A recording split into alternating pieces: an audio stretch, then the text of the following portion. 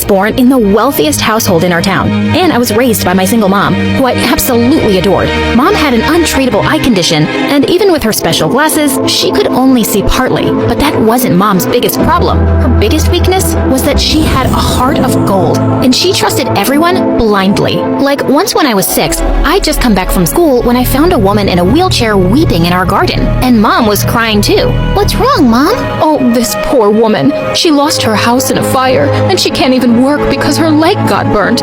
Go get my checkbook, honey." I looked over at the woman as she quickly pulled down her skirt, and I instantly felt suspicious. I leapt forward and pulled her skirt back. "Her skin isn't burnt, Mom. That's Play-Doh. She's just making a fool out of you." The woman suddenly leapt up from the wheelchair and ran at the speed of light.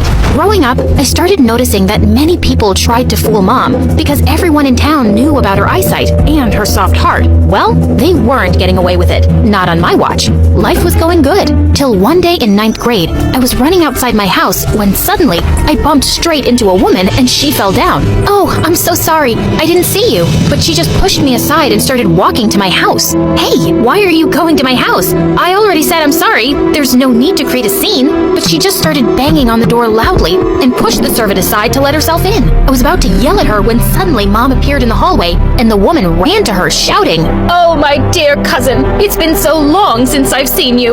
"Cousin? Jamel, is that really you? Wow, we haven't met in a decade." Yes, it's me. "Oh, cousin, I've suffered so much since we last met. My husband divorced me and I have no money. I've just recently moved here to look for work." "Oh, I'm so sorry to hear that, Jamel. I can hire you as a cleaner and a cook if you want. And you must not waste money on rent. There's a small cottage in the backyard that's empty." Oh my God, what was Mom doing? "Oh, I wouldn't dream of being a burden on you." "Yes, that's right, you shouldn't. But since you're insisting and I really care about you, I'll shift immediately to look after your home." Once the woman left, I tried reasoning with Mom, but she insisted that she had to help her cousin. And before I knew it, she was moving in with her things. It turned out that she also had a daughter my age named Samar. Mom invited the two for dinner on their first day, and Samar just avoided making eye contact, and she wouldn't utter a word. My poor baby, she's just been through so much. Her dad left without even saying goodbye to her, and she's really taken it to heart. She did look quite sad, and I felt sorry for her. I tried talking to her a few times, but she'd always run off like a scared rabbit. Jamel Auntie started working at our house, and I had to admit, she was an excellent cook. She was really bossy and took over all the chores, but Mom didn't seem to mind. For some reason, she even seemed to enjoy Jamel Auntie's company, so I stayed quiet. A few days before the end of summer vacation, I was reading one of my new course books when I caught Samar staring at me, and Jamel Auntie suddenly spoke. "Oh, Farah, how lucky you are.